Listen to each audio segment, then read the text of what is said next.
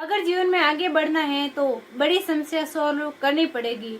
लोगों की बातों को इग्नोर करना पड़ेगा और बहुत सारी चीजों को छोड़ना पड़ेगा। जब आप किसी बस या ट्रेन में सफर करते हो तो आपके पास जो सामान है उसका वजन कभी भी चेक नहीं किया जाता है। लेकिन जब आप हवाई जहाज में सफर करते हो तो आपके पास जो भी सामान है उसका वजन मापा जाता है। क्यों? चलने के लिए वजन हो या ना हो कोई फर्क नहीं पड़ता, लेकिन उड़ने के लिए हमेशा हल्का होना जरूरी है। इसी प्रकार अगर जीवन में आगे बढ़ना है, कुछ करके दिखाना है तो हल्का होना जरूरी है। उड़ने के लिए हल्का होना जरूरी है। अगर आप आसपास की बातों को लेकर बैठे रहोगे तो आप भारी वजन लेकर कैसे उड़ पाओगे। तो चीजों को छोड़ना सीखो, आसपास के लोगों को इग्नोर करना सीखो।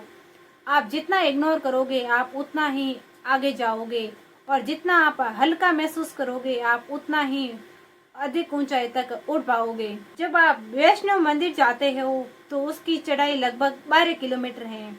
जब हम जाते हैं तो जो जरूरी सामान होता है वही हम साथ लेकर जाते हैं, बाकी का सामान हम वही नीचे छोड़कर चले जाते हैं। क्यों? क्योंकि आदमी जितनी ऊंचाई पर जाता है उसको उतना ही हल्का होना जरूरी है। तो आप सोचते हो कि मैं बहुत ऊंचाई तक जाऊंगा और लोगों की बातों को सुनकर ऊंचाई तक पहुंच जाऊंगा, कभी नहीं आप पहुंच पाओगे। आप जितना लोगों की बातों को नजरअंदाज करोगे उतना ही आप अधिक ऊंचाई तक जाओगे, क्योंकि लोग आपको रोकने आएंगे, आपको ताना देने आएंगे।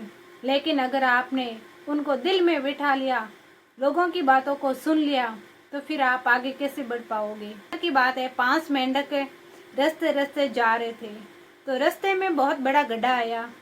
तो वो 3 मेंढक जो थे वो तो गड्ढे के अंदर गिर गए और 2 मेंढक गड्ढे के बाहर ही रह गए।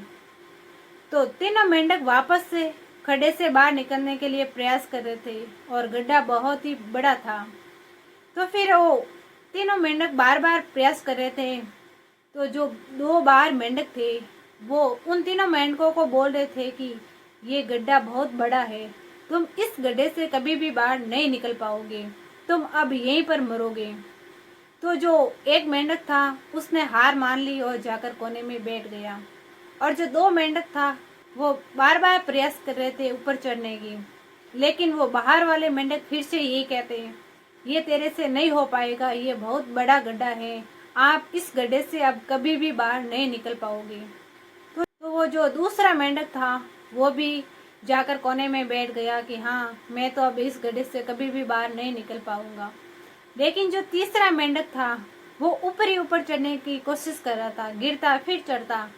लेकिन वो बाहर वाले मेंढक उस मेंढक को भी बोल रहे थे, तू प्रयास मत कर, इस गड्ढे से कभी भी बाहर नहीं निकल पाएगा।